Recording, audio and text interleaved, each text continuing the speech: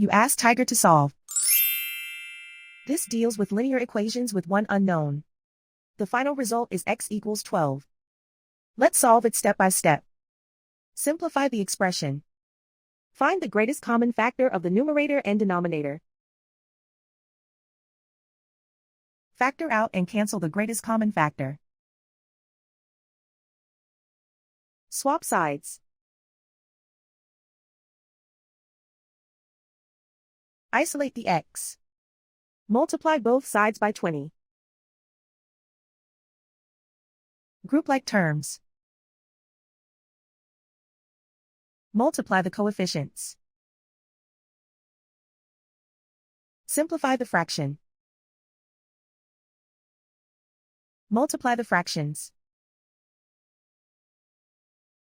Simplify the arithmetic. And so the final result is x equals 12.